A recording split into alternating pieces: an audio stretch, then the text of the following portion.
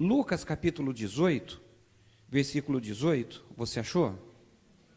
Diz assim: certo líder judeu perguntou a Jesus: bom mestre, o que devo fazer para conseguir a vida eterna? Jesus respondeu: por que você me chama de bom? Só Deus é bom e mais ninguém. Você conhece os mandamentos: não cometa adultério, não mate, não roube, não dê falso testemunho contra ninguém, respeite o seu pai e a sua mãe. O homem respondeu: desde criança eu tenho obedecido a todos esses mandamentos. Quando Jesus ouviu isso, ele disse: falta mais uma coisa para você fazer. Venda tudo o que você tem e dê o dinheiro aos pobres, e assim você terá riquezas no céu. Depois venha e me siga. Quando o homem ouviu isso, ficou muito triste, pois ele era riquíssimo. Vendo a tristeza dele, Jesus disse: como é difícil os ricos entrarem no reino de Deus. E mais difícil um rico entrar, é mais difícil um rico entrar no reino de Deus do que um camelo passar pelo fundo de uma agulha. Os que ouviram isso perguntaram: então, quem é que pode se salvar? Jesus respondeu: o que é impossível para os seres humanos é possível para Deus. Aí Pedro disse: veja, nós deixamos a nossa família e seguimos o Senhor. Jesus respondeu: eu afirmo a vocês que isso é verdade. Aquele que, por causa do reino de Deus, deixar casa, esposa, irmãos, parentes ou filhos, receberá ainda nessa vida muito mais, e no futuro receberá a vida eterna.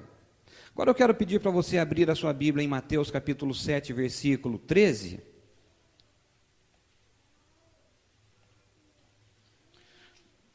Mateus 7, versículo 13.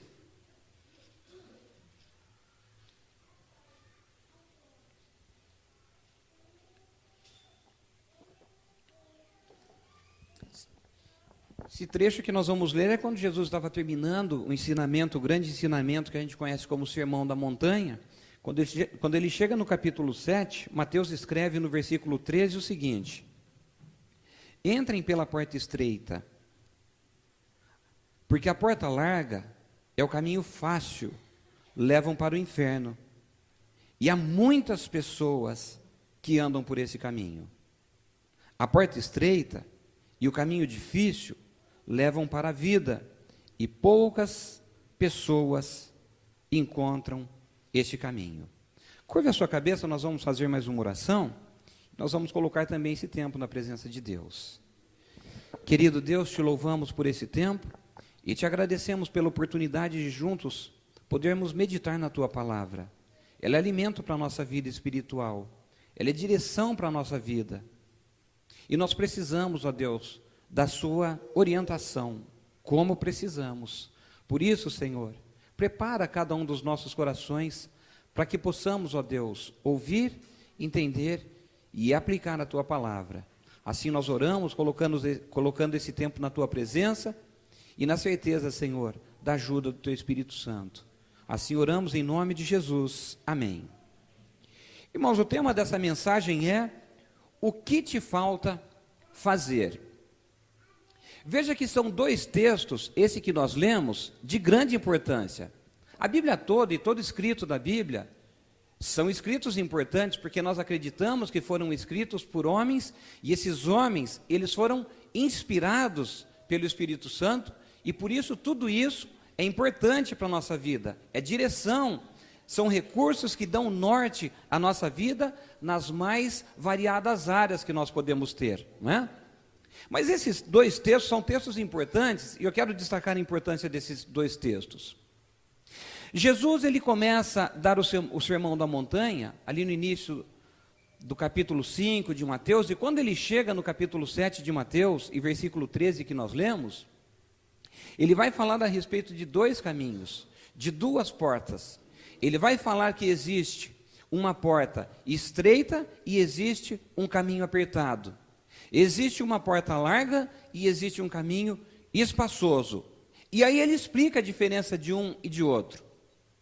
Ele diz que o evangelista, quando ele escreve inspirado pelo Espírito Santo, ele afirma dizendo que a porta apertada e o caminho estreito é o caminho que leva à vida. Mas poucas pessoas são as pessoas que entram por essa porta e que trilham esse caminho. Mas é o caminho que leva à vida, que leva à salvação. A porta larga e o caminho espaçoso é o caminho mais fácil, mas é o caminho que leva à perdição. E na minha versão traduzida de hoje diz que leva para o inferno. Pesado, mas é o que a palavra de Deus diz. E o que é mais assustador, diz que muitos são os que entram por essa porta e que trilham esse caminho. Quando nós olhamos então para o Evangelho de Lucas, capítulo 18, nós vamos ver aqui uma história, uma parábola. Jesus usava o recurso de parábola, de história, para ele poder ensinar através da ilustração, da parábola, da história, aquilo que ele queria ensinar de verdade para os seus ouvintes. Então isso não é um fato que aconteceu, que existia um moço, que esse moço era rico, ele tinha muito dinheiro. Ele está contando uma história para transmitir uma verdade que ele queria transmitir para os seus ouvintes naquela situação. E são verdades aplicáveis e aceitáveis na nossa vida hoje. Nesse momento, nessa noite que estamos aqui ouvindo a palavra de Deus.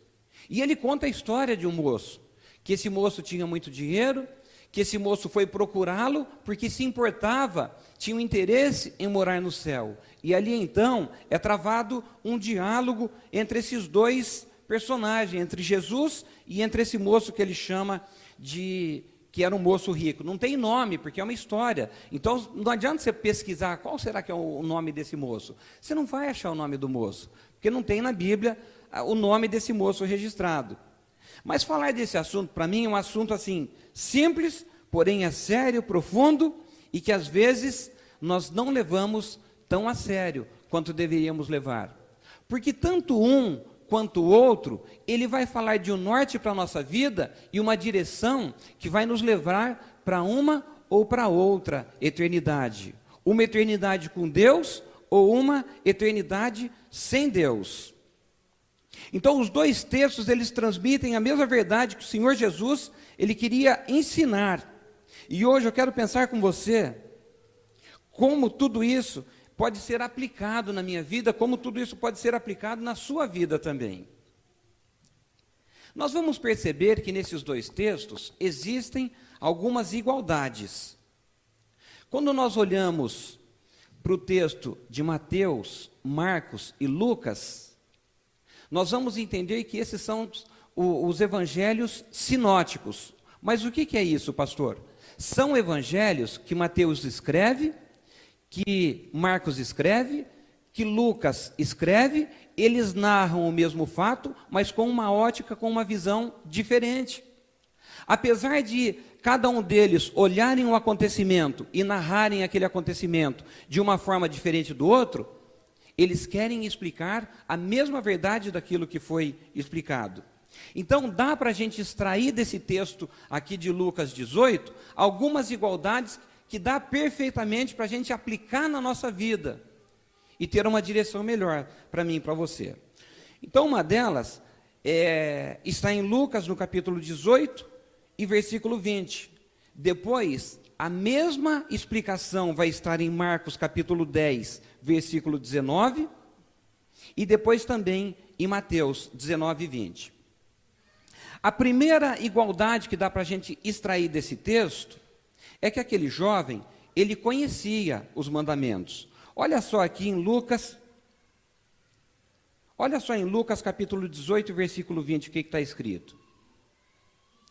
Ele começa aquele diálogo dizendo que certo líder judeu perguntou a Jesus: bom mestre, o que devo fazer para conseguir a vida eterna? É uma pergunta que aquele moço rico faz para Jesus. E aí Jesus responde para ele: por que você me chama de bom?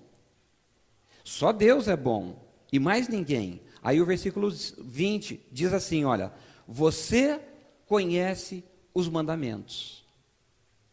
Então Jesus já afirma de cara para aquele jovem, que aquele jovem, ele conhecia os mandamentos de Deus.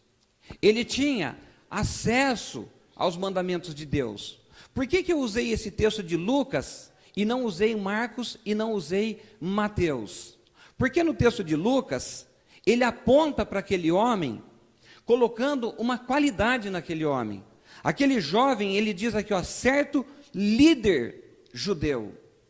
Eu acredito, irmãos, no meu conhecimento, que ninguém põe alguém para liderar alguma coisa que não tenha capacidade de liderança. Para você colocar numa pessoa para liderar algo, essa pessoa precisa ser uma pessoa abalizada, essa pessoa precisa ter conhecimento, essa pessoa precisa ter capacitação para que ela possa executar aquilo que está sendo confiado nas suas mãos. E aqui nós vimos que logo no primeiro versículo ele diz, havia um certo líder judeu que começa a dialogar com Jesus. E esse certo líder judeu, esse moço rico, é a parábola do moço rico, diz que ele tinha o conhecimento dos mandamentos de Deus. Agora veja bem, eu quero destacar aqui que há uma grande diferença entre conhecer e obedecer. Há uma diferença muito grande, porque o fato de você conhecer algo não está explicitamente querendo dizer que você está obedecendo aquilo que você conhece. Quando não conhecemos algo, quando nós não conhecemos algo, nós não podemos ser cobrados ou responsabilizados por aquilo que nós conhecemos, que não conhecemos, melhor dizendo. Vou explicar melhor para você. A minha sogra contou uma história para mim. Quando ela era criança, não me lembro a idade, talvez uns 7 anos. Então, uma criança com 7 anos, e ela tem hoje mais de 60, então nós vamos voltar para mais de 50 anos atrás, para uma criança que viveu há 5 décadas atrás, há mais de 5 décadas atrás. Com relação às crianças de hoje, com 7 anos hoje, as crianças com 7 anos de hoje sabem muita coisa, que às vezes se você parar para conversar com a criança, você fica até bobo de saber como que estão evoluídas, como que sabem das coisas, não é? Mas há mais de 5 décadas atrás, uma criança de 7 anos tinha uma mente diferenciada, uma mente mais pura, um conhecimento não tão comprometedor, digamos assim. E ela disse que ela teve uma experiência ruim com a mãe dela. Ela disse que estava brincando com os coleguinhas, naquela época não tinha água encanada, era água de bica ou de mina, como você conhece, e onde tomava banho? Ia lá buscar água na bica e tomava banho na água da bica, ou tinha uma bacia muito grande, que pegava água no balde, levava para casa, esquentava aquela água, punha na bacia e tomava banho naquela bacia. Olha que banho gostoso, não é? E ela disse que brincou um tempo ali com os colegas, menino e menina, tudo junto. De repente, todo mundo combinou de tomar banho junto lá na bica. E todo mundo foi tomar banho junto lá na bica. Como é que você toma banho? Você toma banho de roupa ou toma banho sem roupa? Toma banho sem roupa, não toma banho sem roupa? E todo mundo foi tomar banho lá na bica sem roupa. Quando a mãe dela viu aquilo, puxou ela pelo braço, os meninos tudo tomando banho junto ali sem roupa, puxou ela pelo braço, levou para casa e chegou lá aqui, ó, o couro comeu, chicote estralou. Mas chegou puxando pelo braço e desceu o rei nela. E ela começou a apanhar, mas não sabia por que estava apanhando. E ela começou a pensar, por que eu estou apanhando? E aqui, ó. E olha que vou falar para você. Ela disse que apanhou aquele dia, mas apanhou bastante. Com o passar dos anos, depois de adulta, depois que ela foi tomando conhecimento da vida, depois que ela teve filhos, né? Aí um dia veio na memória dela aquela surra que ela havia levado da mãe, e aí ela entendeu por que a mãe havia batido tão duramente nela. Porque ela não podia estar junto com os meninos tomando banho sem roupa. Porém, ela não tinha conhecimento de que aquilo poderia ser um problema para a vida dela. A ingenuidade naquele momento, de acordo com a sua idade, naquela época em que ela vivia, não comprometia a condição de vida dela pelo fato de tomar banho com os meninos sem roupa lá na bica. Ela não tinha conhecimento. Então ela não podia ser responsabilizada, digamos assim, por aquela situação. Ela poderia ser ensinada. Vem cá que eu vou te explicar que isso não está certo e por que que não está certo. Aí depois que ela ouvisse a orientação, que ela fosse orientada, que ela aprendeu e se persistisse naquilo, opa, aí você vai ser responsabilizado por aquilo. Porque então você recebeu a instrução, você aprendeu de que não pode fazer isso. Primeira coisa. Você não pode ser responsabilizado, grosseiramente falando, por aquilo que você não sabe, que você desconhece. A própria palavra de Deus diz em Atos capítulo 17, versículo 30, que Deus não leva em conta o tempo da nossa ignorância. Mas o versículo não para aí. Mas ele diz: espera-se de todas as pessoas que se arrependam e que peçam perdão pelos seus pecados. A partir do momento que você tem conhecimento do pecado, você vai pedir perdão, você vai se arrepender, você vai pedir perdão e você vai abandonar aquele pecado. Esses dias eu tive uma experiência, que vou melhorar também essa explicação com essa experiência que eu tive. Fui trocar o pneu do meu carro, os 2 pneus do carro, e foi uma benção, né? Porque você não gasta quase nada quando você troca o pneu do carro. Enquanto ele está no lugarzinho ali, você fala, é só o pneu. O problema é quando o cara tira o pneu do lugar. Aí quando eu virei as costas, tentei sair rápido para ele não me chamar, ele falou, moço, vem cá. E eu voltei e falei, puxa, agora vai me complicar. Ele passou o dedo no amortecedor do carro e saiu com o dedo lambuzado de óleo e falou, está vendo isso aqui? Eu falei, estou. Ele falou, então, o seu amortecedor está estourado e o senhor precisa trocar o amortecedor do seu carro. Eu falei, não fala isso não. Aí eu falei, mas precisa, porque isso vai mexer na condição de segurança, de estabilidade, de suspensão e não sei o quê, e falou um monte de coisa que eu não entendo. Eu falei, meu Deus do céu, é mais dinheiro que vai. Aí ele foi tirar outra roda, ele me chamou, estava indo embora, ele me chamou, falou, volta aqui. Eu falei, mais uma não dá. Aí eu voltei, ele falou, tem um prisioneiro aqui que não solta. Eu falei, prisioneiro? O que é prisioneiro? Aí ele foi me explicar o que é prisioneiro. Ele falou, é um parafuso que segura a roda do carro onde a porca vai ali. Você põe a roda, a porca vai por fora da roda, pega ali no parafuso, prende para a roda ficar segura. E o prisioneiro, a porca não solta dele. Eu tenho que arrancar esse prisioneiro, tirar fora e substituí-lo. Falei, tá bom, se não tem outro jeito, então troca. Aí combinamos de fazer o serviço, só que ele fez uma parte do serviço e eu levei para o irmão aqui da igreja que mexe com mecânica fazer a parte da troca do amortecedor para mim. Ele trocou, quando ele veio trazer para mim, ele falou, preciso te falar uma coisa. Eu falei, não, mas fala uma coisa boa. Ele falou, olha, no pneu que eu havia trocado há pouco tempo também, os outros 2 pneus que eu havia trocado há pouco tempo, ele falou, tem uma marca de giz amarela aqui, você viu? Eu falei, eu não vi, nem quero ver. Ele falou, mas você precisa ver. Tem uma bolha aqui no seu pneu. Essa bolha pode acontecer quando você sobe na guia numa guia de calçada com tudo, então bate o pneu do carro naquela guia, forma uma bolha. É como a gente quando tinha bicicleta, lembra que o pneu ficava careca, ele começa a rasgar e a câmera de ar saía para fora, ficava aquela bolha, lembra disso? Aquilo expõe a segurança, porque a qualquer momento, se bate uma pedrinha naquela câmera de ar lá do pneu da bicicleta, o que acontecia? Estourava. Pois bem, ele falou, então, está aí o negócio, Clédio. Mas você anda uns 160 por hora? Eu falei, você está louco, meu irmão. Que 160? Você anda uns 120? Eu falei, mas de jeito nenhum. No máximo a 100, olha lá ainda. E ele falou, pois é, se for até 100, dá para você arriscar. Mas veja bem, é coisa de segurança. Eu não tinha conhecimento daquilo. A partir do momento que essa informação veio para mim, eu passei a ter a informação, isso passou a ser responsabilidade minha. E aí eu tenho a responsabilidade com a questão da segurança minha e da minha família que carrego no carro.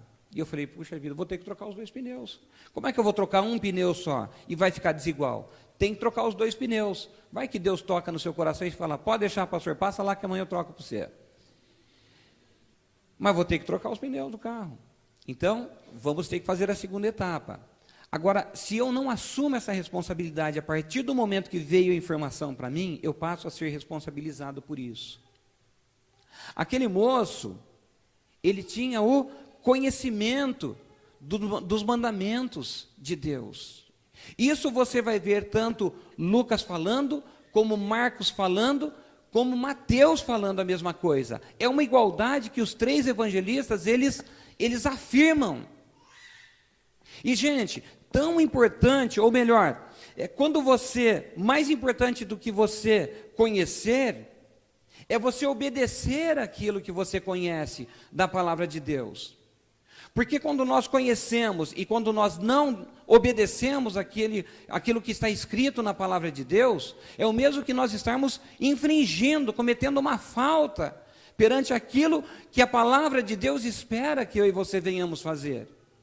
E isso pode trazer consequências danosas, ruins para as nossas vidas. O mesmo que se eu andasse com o pneu do carro com aquela bolha, poderia pôr a segurança, tanto minha quanto da minha família, em risco, a ponto de estar andando a 100, 120 por hora, o pneu estourou, o carro capotou, todo mundo morre, e daí? Foi uma negligência que o motorista teve porque ele sabia que não podia andar daquele jeito. Como é que aquela menina de 7 anos, há mais de 5 décadas atrás, apanha sem saber o porquê apanhou? Não sabia, mas a partir do momento que teve conhecimento daquilo, opa, então eu não posso continuar fazendo isso. E a mesma coisa quando eu e você conhecemos a palavra de Deus, não é? E a palavra de Deus, ela nos instrui sobre aquilo que nós devemos fazer, e nós não fazemos. Tão importante quanto ouvirmos a palavra de Deus é obedecermos a palavra de Deus. A própria palavra diz que bem-aventurado ou feliz é aquele que ouve, mas que também pratica a palavra de Deus. E os 3 homens escrevem a mesma coisa a respeito desse moço rico. Uma outra igualdade que nós podemos observar também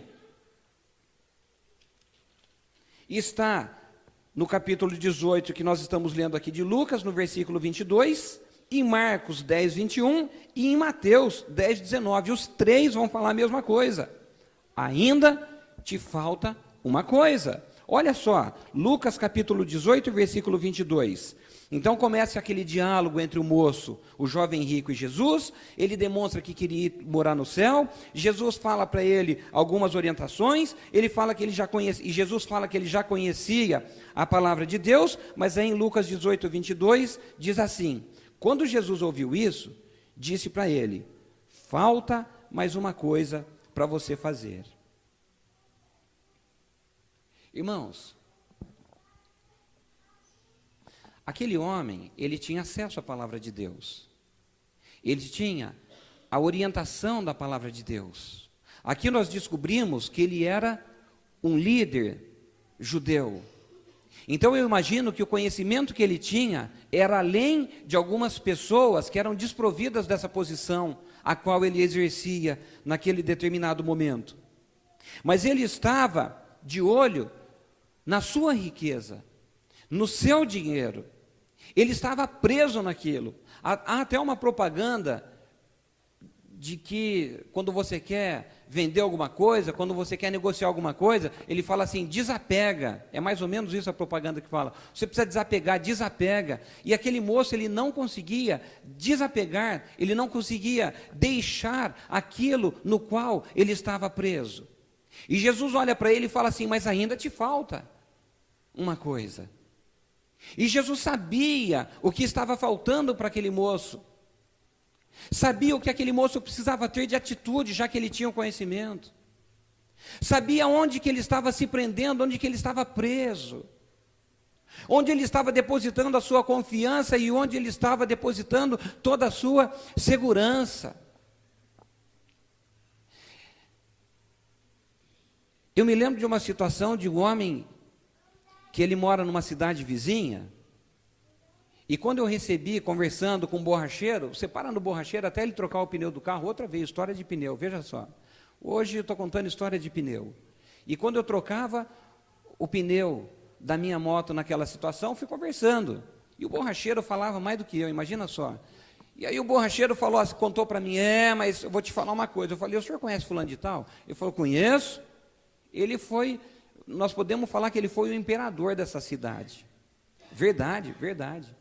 Boa parte dessa cidade aqui, dos patrimônios de casa, de prédio que tem aqui, era daquele homem. Mas aquele homem perdeu tudo que ele tinha pelos prazeres da vida. Simplesmente para ele poder satisfazer os prazeres da sua vida. E hoje, para não dizer que ele não tem nada, ele tem como se fosse um trailer. Sabe aquela barraquinha que o cara monta aquela barraquinha que vende o salgadinho ali, um cafezinho, um suco, alguma coisa desse tipo? É aquilo que restou para aquele homem hoje. Então veja que ao mesmo tempo que aquele homem ele tinha uma fortuna, ele tinha uma boa condição financeira, ele tinha um bom dinheiro, de repente os prazeres da vida fizeram com que ele perdesse tudo aquilo que ele tinha, todo o patrimônio que ele tinha. E esse moço não foi diferente, porque quando Jesus olha para ele, fala para ele, mas ainda te falta uma coisa. E Jesus conseguia identificar naquele homem que ele precisava deixar alguma coisa para que ele pudesse ter um relacionamento íntimo e profundo com o próprio Jesus, para que ele pudesse alcançar aquilo que ele queria alcançar. Porque a primeira pergunta que ele fez para Jesus daquele diálogo foi: bom mestre, o que eu preciso fazer para que eu possa ter a salvação, para que eu possa morar no céu, para que eu possa alcançar o seu reino? Foi essa a pergunta que o moço fez para Jesus. Ele tinha interesse em morar no céu, mas havia alguma coisa que estava segurando aquele moço. Irmãos, o mesmo pode acontecer comigo e com você. Porque nós estamos vivendo realidades hoje na nossa vida, que se eu e você não nos atentarmos, situações e fatos reais nos prendem, nos distanciam de Deus, ou não permite com que nós nos aprofundemos na intimidade do relacionamento puro e íntimo com Deus.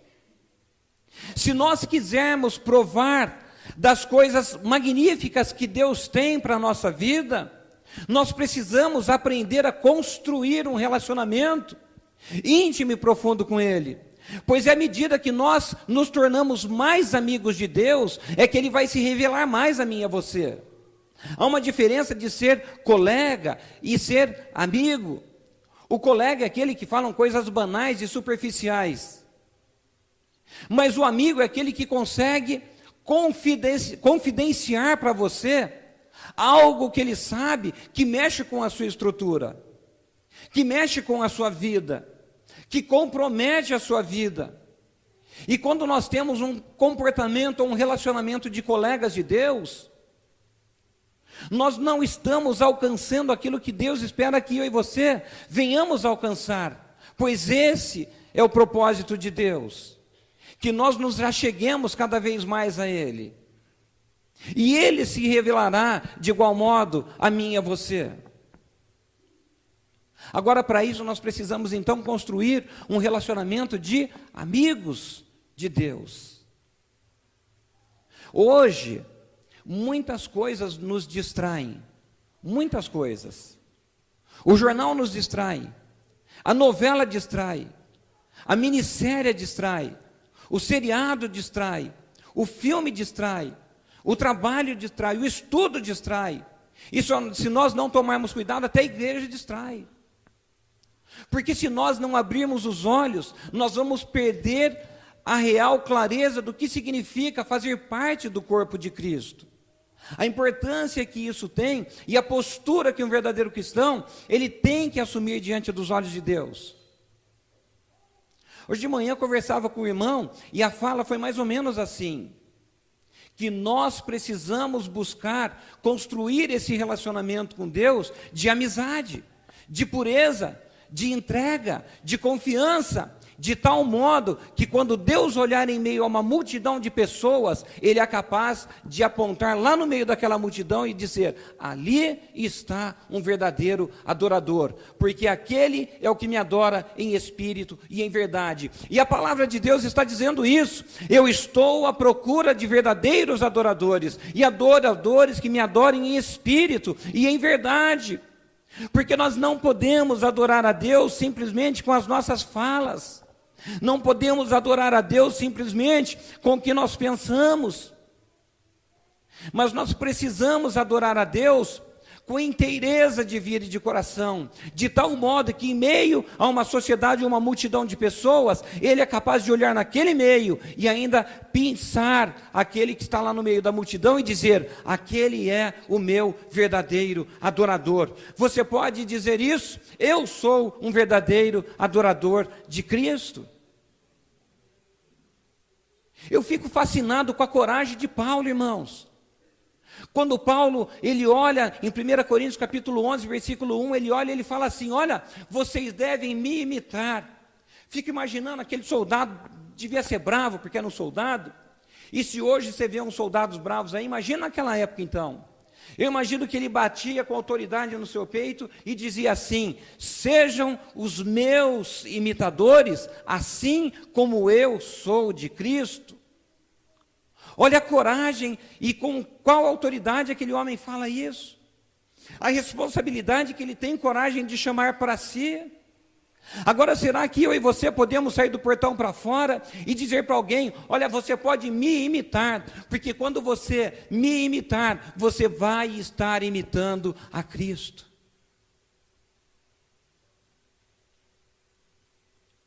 O que é que está nos prendendo? Qual é a lama que está debaixo dos nossos pés, que faz com que os nossos passos, eles patinam e não deixam com que nós caminhemos adiante, com que sigamos adiante, com que rumamos para o alvo, que é o nosso Senhor e Salvador Jesus Cristo? Os dias estão cada vez mais difíceis. Nós conversávamos em casa ainda essa semana e minha esposa me dizia: é uma bênção o casamento que nós vamos participar, que é o casamento do Jonas e da Tati. Uma bênção. Porque são dois meninos que se conheceram, que desenvolveram um relacionamento, que construíram juntos as suas vidas, que conseguiram construir ou conquistar um lugarzinho para eles morarem, conseguiram fazer uma festa bonita, com tudo muito bem organizado. Porque nos dias de hoje, irmão, sabe qual que é a moda? Eu vou morar junto, porque vai que esse negócio não pega. Aí eu não preciso gastar com advogado. Ué, tá fácil ganhar dinheiro? É fácil ganhar dinheiro? Quem tem um pé de árvore de dinheiro em casa aí, dá um sinal com a mão, que eu vou lá na sua casa apanhar dinheiro. Preciso. Ué, não está fácil ganhar dinheiro, então qual que é a fala de hoje?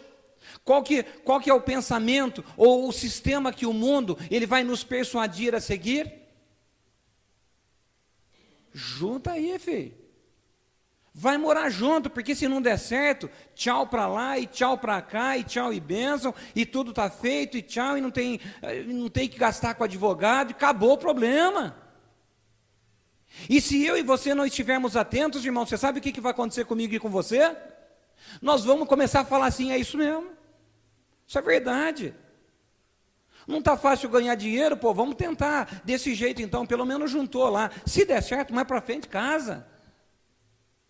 Gente, nós temos que tomar um rumo na nossa vida, nós temos que ter uma direção de Jesus na nossa vida, e se nós temos o mandamento de Cristo, e se nós conhecemos o mandamento de Cristo, e nós sabemos o que Deus tem esperado de mim e de você, não basta nós conhecermos o mandamento do Senhor Jesus Cristo, mas nós precisamos obedecer os mandamentos de Cristo.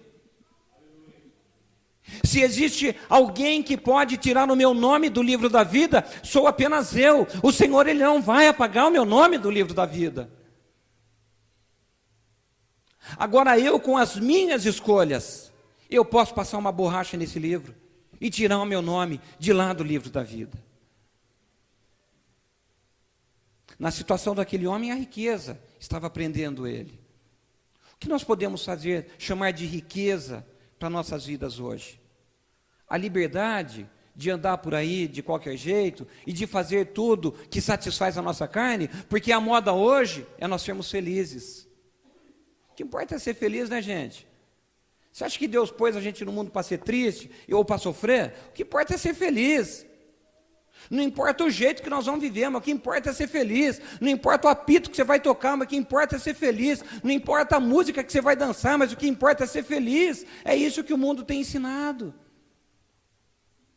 É isso que tem se infiltrado nos nossos lares, é isso que tem tentado penetrar na nossa vida, e se nós não estivermos atentos, isso vai penetrar na nossa vida, penetrar dentro da igreja, e nós não podemos permitir que isso aconteça. Como homem e mulher de Deus, precisamos erguer a bandeira do cristianismo e falar: aqui não, aqui é diferente. Nós somos chamados para ser a diferença. Você sabe o que o evangelista Mateus ele escreve? Que nós somos chamados para ser a luz do mundo. E quem é luz, irmãos? E quem é luz? A treva não chega perto. Onde há luz, trevas não habita, diz a palavra de Deus. E ele diz mais: nós somos chamados para sermos o sal da terra. Você já comeu comida, lá quando eu morava com a minha avó, a minha madrinha chamava de comida sonsa. Quem sabe o que é comida sonsa? Comida mineira. Você conhece a mineira? Comida sonsa é comida quase sem sal. É gostoso comer comida sem sal? Quando eu fui operar o coração, eu falei: eles vão me deixar sem comer aqui, eu vou ter um problema. Que se eu ficar sem comer, eu vou ter um problema, Lu. Eu preciso comer, eu preciso comer. Deus me criou para mim comer, eu tenho que comer. E aí então, eu falei: tomara que eles mandem de comida para mim e não deixem eu ficar em jejum muito tempo. Tomara que eles me deixem em jejum na hora que eu estiver dormindo. Me dá um negócio para dormir, aí eu fico sem comer e está tudo certo. E aí chegou a bandeja de comida para mim numa quarta-feira à noite, próximo, em 2002, próximo ao meu aniversário, em abril de 2002. Aí então, lá para o dia 22, mais ou menos, de abril de 2002... Aí chegou a comida para mim, quando eu olhei aquela bandeja, eu falei: opa, agora chegou minha alegria. No dia seguinte eu ia ter que operar, eu falei: eu vou operar, mas eu vou operar com a barriga cheia aqui hoje, eu vou satisfazer. Quando eu dei a primeira garfada, a comida não tinha sal, Lourdes. Falei: ah, não faz isso comigo não. Comida sem sal não tem sabor para mim. E aí eu olhei para aquela comida e falei: não, prato tão bonito assim, eles desenham de uma tal forma aquele prato, que só o desenho do prato parece que aguça mais a nossa vontade de comer, né? Mas quando eu olhei para aquele prato e dei a primeira garfada, eu falei: não, isso aí não é para mim não, isso aí não é de Deus não, erraram a cama, é para o meu vizinho, traz outra para mim. Mas eu fiquei quieto, eu não sabia o que o médico tinha posto lá, eu falei: vai saber se na hora de operar não pode comer comida com sal. Então eu fiquei quieto, comi aquela comida e me satisfiz. Agora veja só, nós somos chamados, o evangelista diz, para sermos o sal da terra. E se nós somos chamados para ser o sal da terra, nós precisamos levar sabor onde não tem. Senão ele diz: o que adianta o sal ser insípido, a não ser jogado pela terra e ser pisoteado, ser pisado em cima. Nós somos chamados, eu e você, para sermos e fazermos a diferença. E é isso que Deus espera de mim e de você. Que nós possamos manter a nossa bandeira do cristianismo erguida, gente, erguida. Eu conheço um pastor, eu tive o privilégio de conhecer um pastor falecido, o pastor Bólvio, sofreu de leucemia. Aquele homem, ele chegou numa situação deplorável por conta da enfermidade, deplorável. Mas aquele homem nunca blasfemou contra Deus diante da enfermidade que ele enfrentou. Por que a gente começa a pôr culpa na enfermidade? E falando: ai meu Deus, mas é a enfermidade daqui, mas é a enfermidade dali, e isso me enfraquece, e isso me tira as forças, e isso não me deixa seguir adiante. Hoje eu vi um vídeo que mostrava lá que enquanto nós reclamamos da comida, tem umas criancinhas, só pele em cima de osso, morrendo de fome. Enquanto nós reclamamos do aconchego da nossa casa, e deitado naquela cama bem gostosa e coberto, tinha quem não tinha cama para onde dormir. Então, às vezes, nós arrumamos muitas desculpas, e permitimos que algumas situações entrem na nossa vida, e não permite que nós prossigamos a nossa caminhada com Cristo. E uma última igualdade que dá para a gente extrair desse texto, está em Lucas capítulo 18, que nós estamos lendo, no versículo 23, mas Marcos fala a mesma coisa no capítulo 10 e 22, e Mateus fala a mesma coisa no capítulo 19 e versículo 22. Os três vão falar vão ter a mesma conclusão, que aquele jovem rico, ele recusou a oferta de Jesus. Lucas 18, 23 diz assim: quando o homem ouviu isso, que Jesus disse para ele, né, olha, ainda te falta uma coisa, vende tudo que você tem, distribui aos pobres, aí você vem e você me segue. Então no versículo 23 ele diz, quando o homem ouviu isso, aquele moço, ele ficou muito triste, pois ele era riquíssimo. As 3 falas dos 3 evangelistas são essa, que o homem ficou extremamente triste, porque ele era riquíssimo, e por conta da sua riqueza, ele recusou a oferta de Cristo.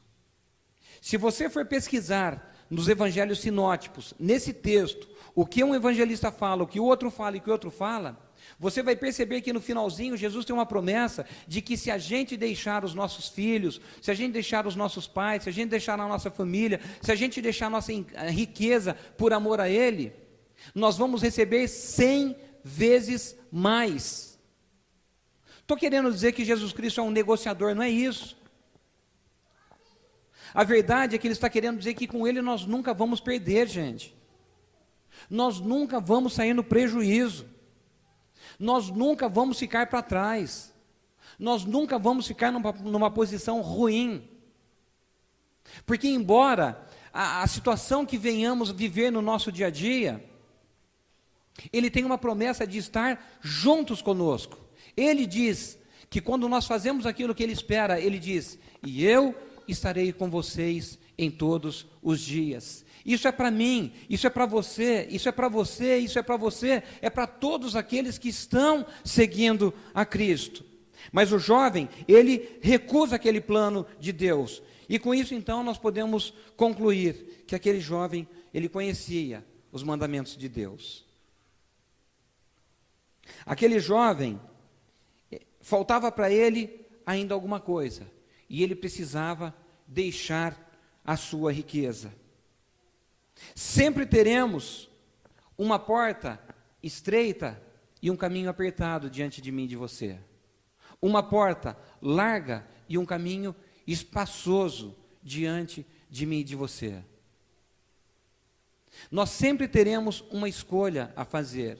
A saber, quando nós acordamos, nós já temos que fazer escolhas. Eu escolho levantar e ir para a luta, ou eu escolho ficar dormindo e esperar que Deus mande cair alguma coisa do céu para mim. Sabe quando vai cair? Nunca. Deus faz as coisas na nossa vida, mas Ele faz em parceria comigo e com você. Ele faz, mas Ele espera que eu também faça. Ele oferece, Ele ensina, Ele dá os recursos, mas Ele espera que nós também venhamos fazer.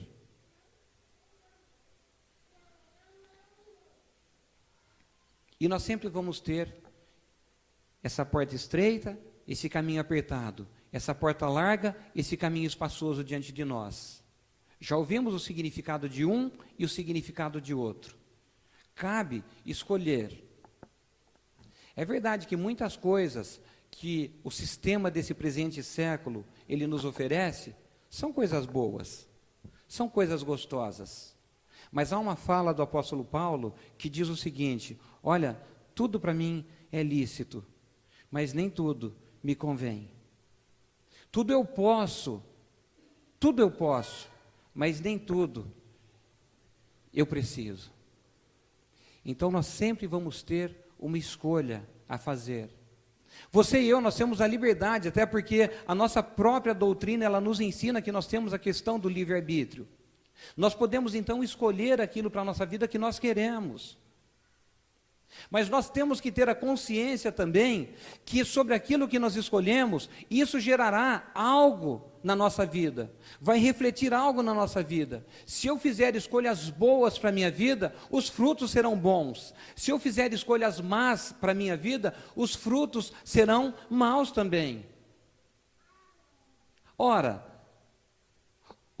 a própria palavra de Deus diz em Êxodo capítulo 30, E Deus sempre nos ajuda, gente. Isso que é fantástico, Ele sempre nos ajuda. Em Êxodo capítulo 30, Ele apresenta a bênção e Ele apresenta a maldição. E Ele fala que existe a bênção e Ele fala que existe a maldição. E Ele fala, olha, tem a bênção e tem a maldição. E depois Ele fala assim, mas escolham a bênção.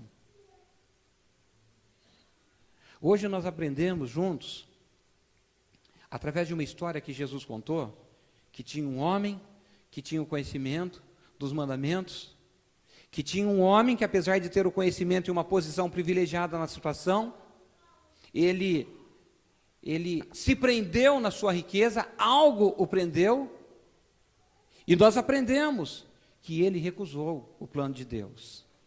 A palavra de Deus para mim e para você hoje, já que nós sabemos que existem esses dois caminhos, e que existe essa condição de, a mesma oferta que Jesus apresentou para aquele homem, Ele apresenta para mim e para você também.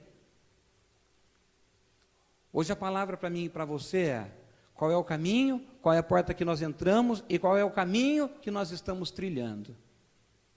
Porque você sabe que, a qualquer momento, se você estiver andando por um caminho, você pode sair dele. A qualquer momento. Você pega uma rodovia, e em qualquer momento, ou na primeira oportunidade, você pode sair daquela rodovia. E você pode deixar o destino que você estava seguindo, que você gostaria de chegar. Você pode deixar isso, em qualquer momento. E é assim. Nós estamos no caminho de Deus, mas em qualquer momento, nós podemos desviar esse caminho, sair desse caminho estreito. Por conta de satisfazer os prazeres da nossa carne, os desejos da nossa carne, e alegria momentânea, porque isso é como o vento que se vai para lá e que se vem para cá, ou como uma neblina que você encontra quando vai de madrugada para a praia, encontra aquela neblina e de repente ela se dissipa, ela se espalha, ela some e você já não vê mais. Hoje a palavra para mim e para você, ela é: qual é o caminho que nós estamos trilhando e o que está nos segurando e que nos tem impedido de construirmos essa relação de amizade com Deus. E eu quero fechar com uma reportagem que eu vi na CBN. Andando de carro, liguei o rádio na CBN e aí um repórter, ele dava uma entrevista a respeito do Google Chrome. E ele dizia que o Google Chrome, ele é uma ferramenta que hoje já não dá mais para se viver sem ele. E ele ainda dizia, como é que há 10, 20 anos atrás, 30 anos atrás, a gente conseguia viver sem o Google? Hoje não se consegue mais viver sem o Google. Mas ele dizia que o Google é uma ferramenta que ela pode ser útil para a nossa vida, mas ela pode, se não tomarmos cuidado, ser um problema para a nossa vida. Porque ele dizia que o Google, ele registra cada aba que você abre ali, cada janela que você abre, cada janelinha que você abre para você entrar, para você fazer uma pesquisa, para você ver algo, para você buscar algo, abre, aquilo fica registrado. Se de repente for um problema que, por exemplo, a justiça tenha que investigar, eles podem buscar lá no Google e pedir esse registro de por onde foi o seu trajeto, por onde você caminhou. E ele disse, olha, fica tudo registrado ali. Quando você abre a sua página do Google lá e você faz as suas pesquisas, isso pode ser buscado e ser trazido à tona. Agora eu fico imaginando, irmãos, diante do onipotente, será que eu e você conseguimos esconder alguma coisa? Diante do Deus altíssimo e onipotente, será que nós conseguimos esconder alguma coisa? Eu posso esconder alguma coisa da minha esposa, dos meus filhos, do meu chefe do trabalho, eu posso esconder alguma coisa lá na minha empresa, eu posso esconder alguma coisa do meu pastor, eu posso esconder algumas coisas de vocês, irmãos, de você que me ouve, de você que me assiste, posso esconder, mas diante do Altíssimo e Onipotente, eu não posso esconder nada.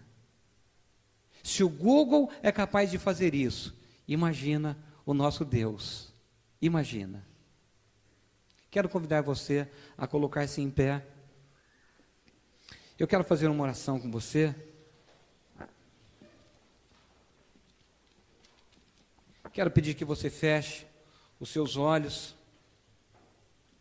Aí onde você está,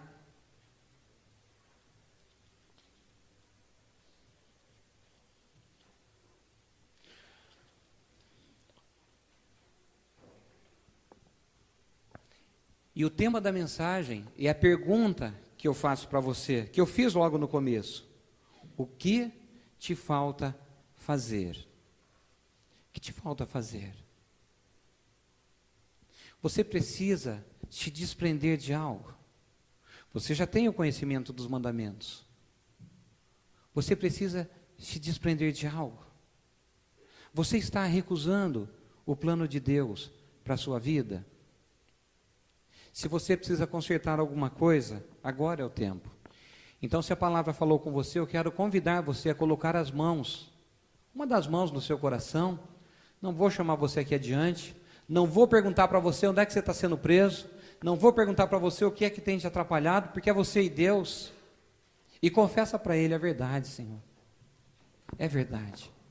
Está me faltando alguma coisa e hoje eu quero arrumar isso que eu preciso fazer.